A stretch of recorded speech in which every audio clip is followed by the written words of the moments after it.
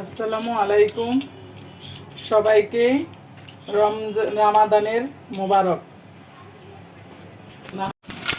এই যে আমি আলুগুলিকে ভালো করে ছুলে একদম ফ্রেশ করে ধুয়ে নিচ্ছি বেসিংয়ে রেখে। এই দেখেন গাইস, আলুগুলি কি সুন্দর, একদম টলটলা জকজকে। আপনারাও করতে পারেন এভাবে, বাচ্চারা টিফিনে বাসায় বিকালের নাস্তা হিসাবে বাচ্চাদেরকে দিতে পারেন। কারণ সব বাচ্চারাই দেখা যায় আলু খুবই পছন্দ করে। আলুর চিপস, আলুর ফ্রেঞ্চ ফ্রাই, আলুর ওয়েজেস। এই যে গাইস আমি কেটে নিচ্ছি, দেখেন ফ্রেঞ্চ ফ্রাইয়ের জন্য।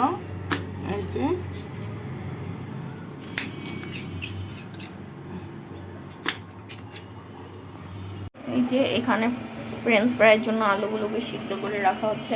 লবণ দিয়ে দিচ্ছি, এটা সিদ্ধ হোক। ভাপ ফ্রেঞ্চ ফ্রাইয়ের জন্য সিদ্ধ করে নেওয়া হয়েছে। কাটাগুলো একদম পারফেক্ট হয়নি, তারপর আমাদের এটা দিয়েও সুন্দর একটা ফ্রেঞ্চ ফ্রাই তৈরি হবে, কোনো ব্যাপার না।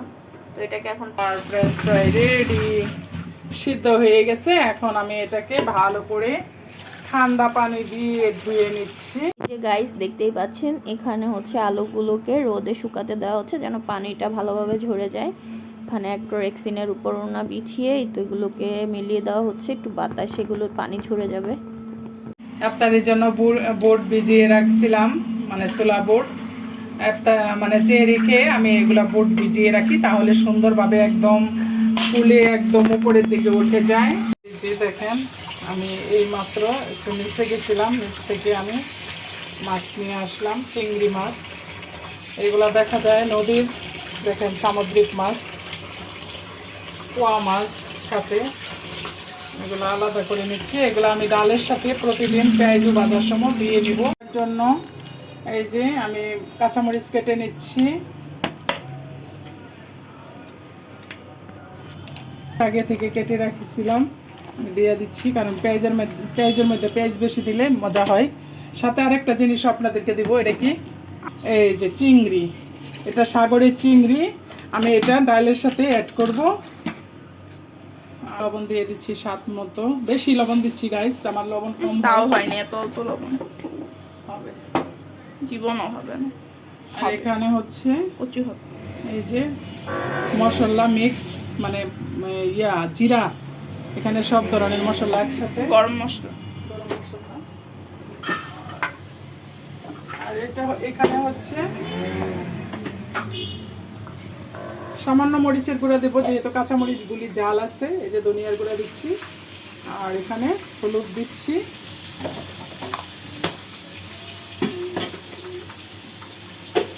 আমি এটাকে এখন ভালো করে মিশিয়ে নেব। আমি এটাকে এখন ভালো করে মিক্স করে নিচ্ছি। গাইস এখানে ইফতারের জন্য বেসন রেডি করে রাখছি, আর এখানে পেঁয়াজু হবে, এটা আলাদা করে রাখছি। ডাল সব কিছু মাখিয়ে রাখছি, আর এখানে চিংড়ি দিয়ে ডাল বড়া হবে। আর এই যে বেগুন লবণ পানিতে ভিজিয়ে রাখছি। এইগুলা হলো আজকের আয়োজন। আর এখানে তেলটা গরম করে নেওয়া, আর এখানে তেল গরম করে নেওয়া হবে। এই যে ছোলা ভেজে উঠিয়ে নিয়ে চলে গিয়েছি।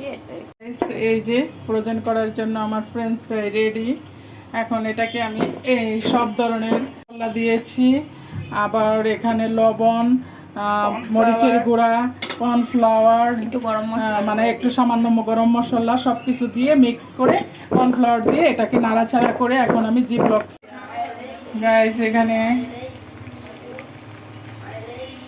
চিংড়ি মাছের বড়া করা হচ্ছে, মানে চিংড়ি মাছ দিয়ে ডাল সাথে দিয়ে আমি একটা বড়া করতেছি। আর এখানে হয়েছে এই যে এটা হলো ডালের পেঁয়াজু, বেশি করে পেঁয়াজ দেওয়া হয়েছে।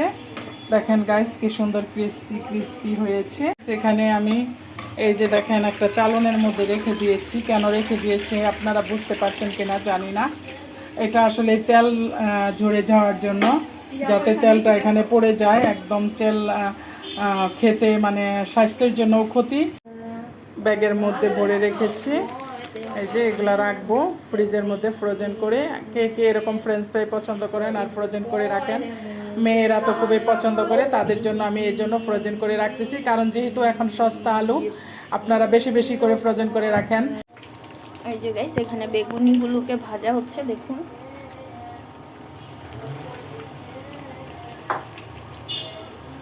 এখানে এগুলো ভাজা শেষ, মানে হচ্ছে বেগুনিগুলো ভেজে তুলে নিচ্ছে।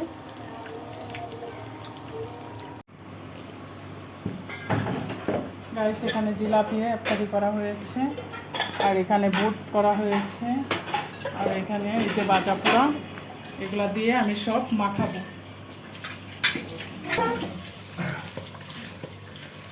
এই যে গাইস আমি মাখাচ্ছি, এই যে সব ধরনের সব ভাজা পোড়া দিয়ে সাথে মানে বেগুনি, এই যে এটা দিয়ে আমি ভালো করে এই যে এই মাখানিটা আসলে আমরা একটা বছরের জন্য অপেক্ষা করি, এটা সবাই পছন্দ করে। আমি এখানে এই যে সালাদ দিব। আমি ছোট মাছ রান্না করব। ছোট মাছ রান্না করার জন্য আমি পেঁয়াজ, কাঁচামরিচ আর সাথে দিয়েছি আলু আর বেগুন। এখন আমি লবণ দিয়ে দিচ্ছি, এই যে স্বাদ মতো লবণ। এখন দেব সামান্য মরিচের গুঁড়া, ধনিয়ার গুঁড়া। গাইস সবসময় ছোট মাছে ধনিয়ার গুঁড়া কম দিতে হয়, তাহলে ছোট মাছের স্বাদটা আসে। এটা আমার দাদির কথা, আমার দাদির কাছে শুনতাম, তাই আমি আমার দাদির কথাটা ফলো করি এখনো পর্যন্ত। আর এখানে দিচ্ছি তেল,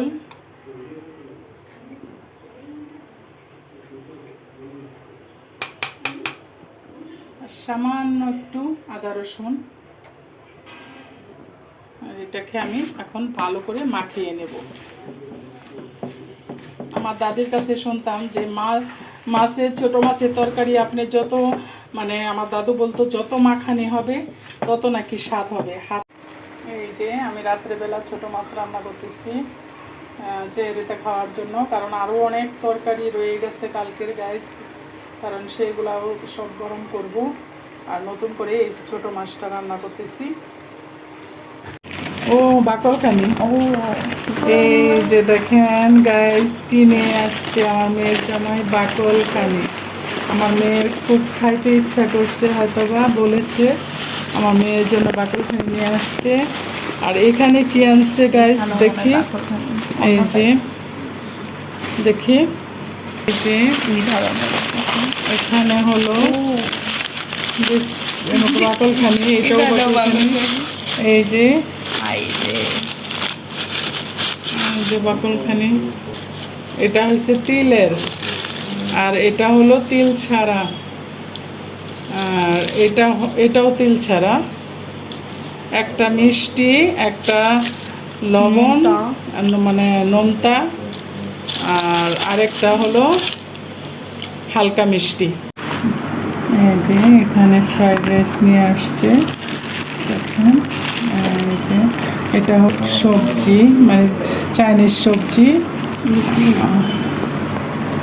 আর এটা কি দেখি, এটা হয়তো বা ফ্রাইড রাইস, চিকেন, এটা হয়তো বা চিকেন। এই যে চিকেন, আর এটা হলো খুলতে পারতেছি না, অনেক গরম। এখানে ফ্রাইড রাইস রেডি, এখন খাবে। ফ্রাইড রাইসের সাথে চিকেন ফ্রাই আর হচ্ছে চাইনিজ চাইনিজ ভেজিটেবল। ওকে।